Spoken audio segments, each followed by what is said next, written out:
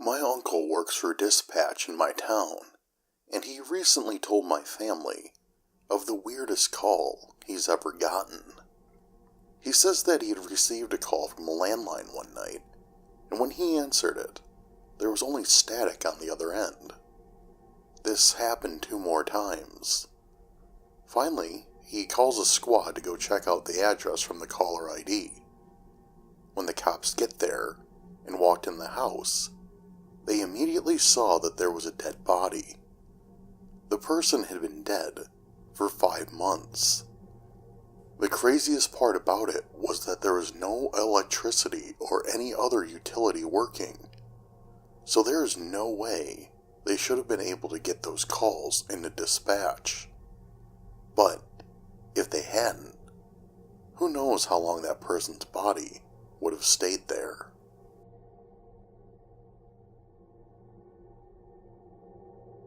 I had a call to a residence for a mental evaluation, or a 5150.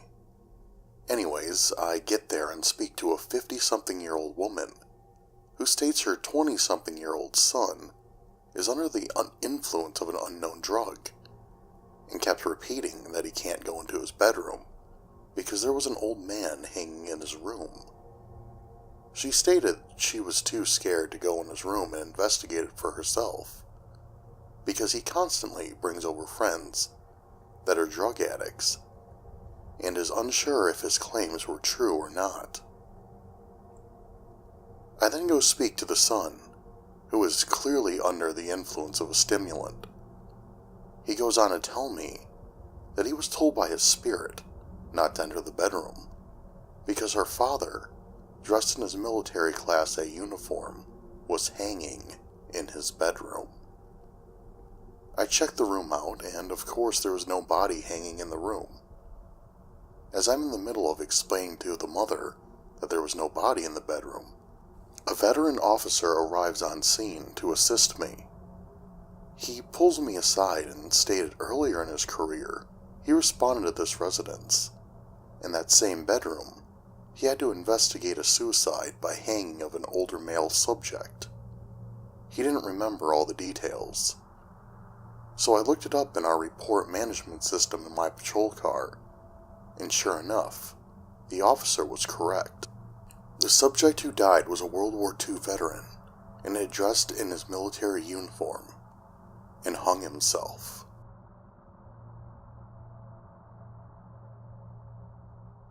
I've never been a believer in the paranormal, but that day I made an exception. I responded to a call made by an elderly lady. She reported that she kept seeing a young girl running through her yard, and she was afraid of vandalism or maybe worse. On my way over, it started to pour like there's no tomorrow, lightning and thunder too. When I arrived at the residence, she pointed to where the yard was, and I made my way over there. I tried to shine my flashlight along and asked, "Is anyone out here? Come on out." But nothing. All I heard was the sound of loud thunder in the back. I made my way back inside the house, and the lady, now trembling in a corner, told me she's inside the house. I hear a thump in the background, and I see a young girl about 13 years old, running from one side of the house to the other. I quickly moved towards her and asked her to stop, but then she disappears, right in front of me. I thought it was my eyes playing a trick on me, but then the lady yells out, There she is, right outside." I turned towards a big picture window, leading to the backyard, and there she was running around. But how did she get past me to exit to the back door? I immediately went outside, and she had vanished again. After I wasn't able to find anything, and with no logical explanation, I told the lady that the girl had run away, and I wasn't able to catch her due to the weather. I asked her to calm down. Some months later passed, and I found out the elderly woman had passed away, and some new people had moved into her old home. Not long after that, dispatch picked up a call from the same house. Now the new tenants reported a young girl running around their backyard and suddenly appearing inside their house. I let someone else pick the call.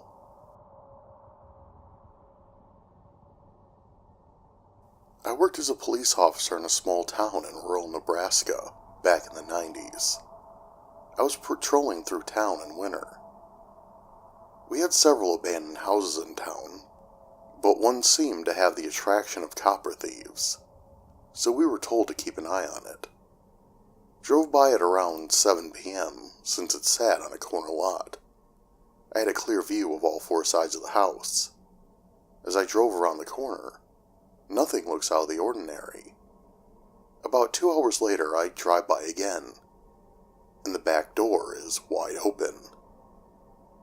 I know that the back door was not open when I drove by it earlier. Looking at the snow on the ground around the house, there were no footprints. So I think, what the heck? Call dispatch, tell them I'm investigating an open door at the address, and ask for a county sheriff to start my way. I walk to the open door, pull out my flashlight and shine it inside.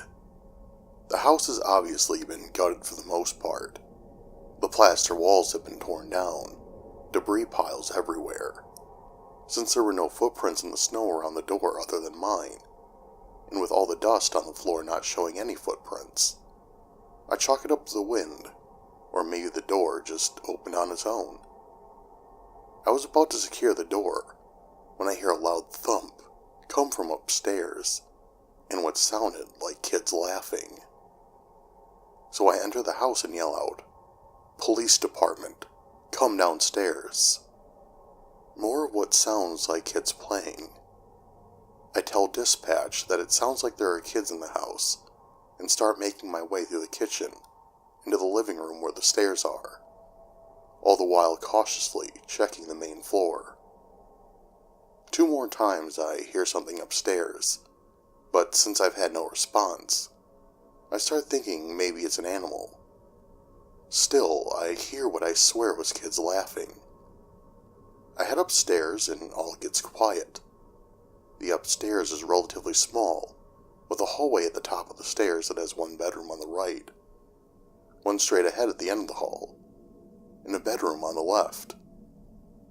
As I get to the top of the stairs, I hear a thump in the bedroom to the left. I carefully peek around the corner, and it's an empty room with a small pile of plaster and wood debris in the middle. No kidding. Sitting on top of the pile of debris was a page torn out of a child's book with a picture of a police officer on it. The hair stood up on the back of my neck. I got out of that room, quickly cleared the other rooms upstairs, and got out of there. Told dispatch nobody was in the house, locked the back door, and never went back in there again.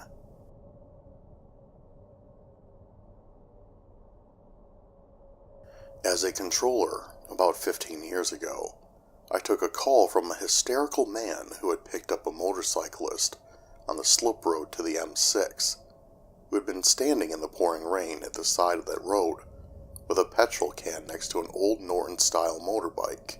He drove on the short distance down the motorway to the next service station, and as he pulled off the carriageway, he turned to talk to his passenger, and he had disappeared. Besides himself, he contacted the police. It later transpired that at that very point, the passenger disappeared. There had been a fatal motorcycle accident about 20 years previously.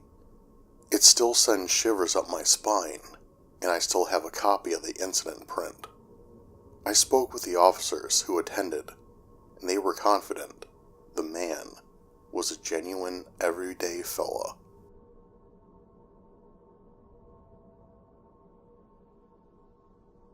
Back when I was working as a cop on a military base, I loved working night shift. Didn't deal with 99% of the crap that day shift dealt with, and what little stuff we did deal with was usually really interesting. Well, Most every building on base is alarmed, and the alarms are tied right into the desk, so we know the instant they go off. When we get an alarm activation, we close the base and go check the building, pull on all the doors, see if we can get in. If we can, we go in the building and secure it, check all the doors and corners to see if someone set the alarm off. Well, one night I was on patrol with my alpha partner, and we get called to respond to an alarm activation at the elementary school. So we go, secure the building, and call in that the building is all secure. No problem, keep patrolling. So about 15 to 20 minutes go by, and we get another alarm activation. We get back out there and check, and now there's a maintenance door open that leads into a boiler roomish thing. Nothing in it. We close it, lock it, and get out. Another 20 minutes, and another alarm. We respond. All the doors are still locked, and we can't get in. Maintenance door is locked. Call in the all clear. This time my buddy and I sit on opposite sides of the school to watch and see if someone is coming and yanking the doors real hard to set the alarm off. We sit there and watch, nothing happens, and right as we're about to leave, another alarm activation as we're sitting there. We inform the desk that we'd like the building manager on site to help us secure the interior and to let us in. This is now like 3 a.m. Building custodian shows up and we start doing a walkthrough, checking all the classrooms and checking all the maintenance rooms. And that's when we see one of the maintenance doors open, with the lights on in the room. Now, this room is literally the size of a closet. We walk down there and look in. No one's in it, and that door is locked when it closes. We look in there, and we find a single footprint of a bare foot made of water. It was from a small child. Left foot, as I recall. Freaked the living heck out of us because no one reported a missing child, and the entire building was clear and still locked up. No one left. No one entered, and we checked every inch of the place. Literally, a 3-hour deep sweep, including ceiling tiles.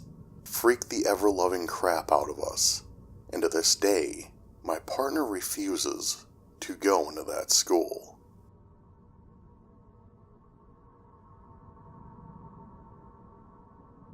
While working in remote Australia, we were forced to move on an elderly Aboriginal man because the other locals had accused him of witchcraft and other things. We drove him to his township, approximately 1.5 hour drive away. The other locals were terrified of him, as he was rumored to be a witch doctor. We dropped him off and warned him not to return to town for 3 days. We turned the vehicle around and drove back to town, flying probably 100 miles per hour. It took 45 minutes to drive back, and upon our return, we find the same elderly Aboriginal sitting in the street. To this day, neither of us can explain it. Maybe the other locals had every right to be scared.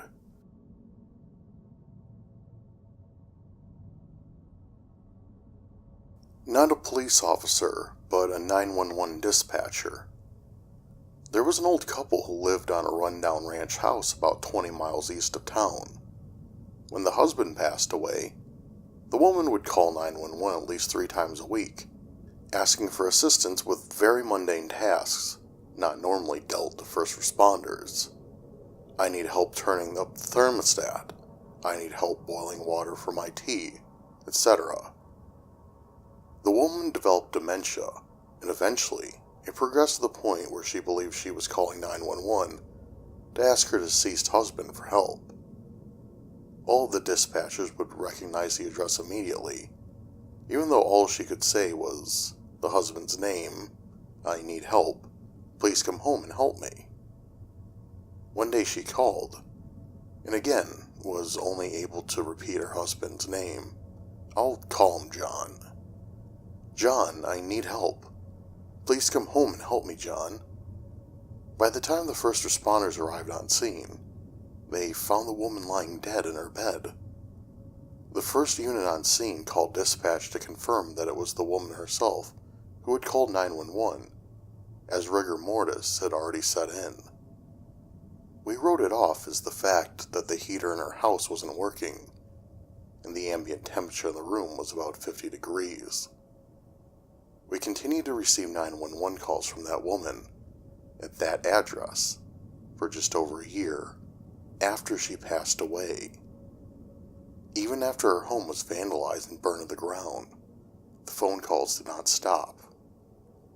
"John, I need your help, John. Please come home and help me." We were obligated to send a response each and every time, but not once did we find anyone on or near the property. Multiple calls to the phone company confirmed that the phone line had been disconnected, and the call was not coming from another address.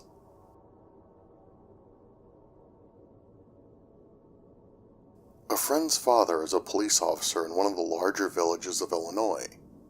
He and his partner were working night shift when they were called to investigate a suspected break-in at the local morgue. They arrived to find the custodian waiting for them out front. The custodian said that he'd been mopping one of the corridors and had seen something move in his peripheral vision. He looked up and saw a person quickly cross from one side of the hallway to the other. He couldn't tell much about the person, as he'd been turning the lights off as he worked his way through the building. Just a dim outline, but enough to be sure of what he'd seen. He was unarmed, so he called the police and stepped outside to wait. My friend's dad and his partner entered the morgue. They started off by calling out to anyone who might be inside, with no answer, then began to do a sweep, walking down the central corridor with hands on their guns, checking each room to the side, occasionally calling out for any intruder to show themselves. My friend's dad came upon a room with the light off, pitch black inside. He fumbled for the switch and flicked it. The room lit up. Nothing but an empty waiting room for relatives of the dead. He heard his partner call out, "Hey, stop! Turn around!" Friend's dad swung back out in the corridor, and his partner had unholstered his gun and was pointing at the end of the long corridor. He said, "She went around that corner." The custodian said, "She's trapped. No exits that way." They had the custodian lock himself in the waiting room for safety, then advanced down the corridor, calling out to the woman to show herself, that they wouldn't hurt her. This time, my friend's dad reached the end first, and with his back to the wall, peered around the corner. The woman was standing by a big gray door. Lights were off here too, so it was hard to see her clearly, but he could see that she wasn't holding a gun, had long fair hair. He stepped out from behind the corner to talk to her, but she opened the door, disappeared in the dark inside, and shut it firmly behind her.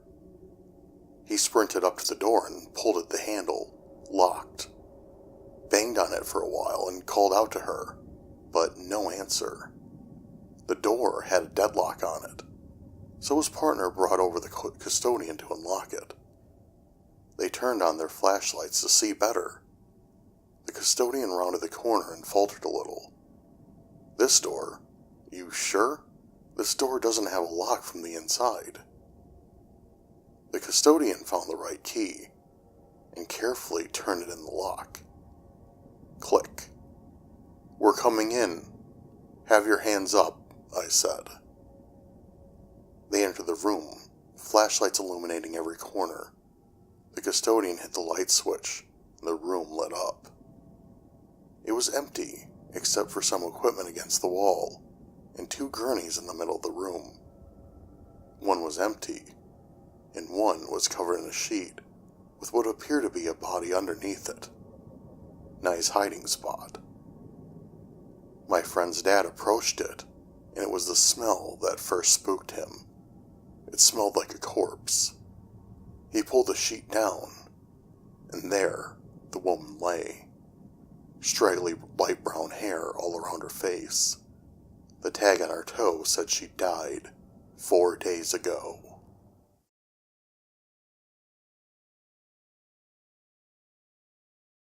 Hey everyone, Dismal Hero here, and I'd like to thank you for checking out the video. Please subscribe if you haven't already, like and share the video if you enjoyed it.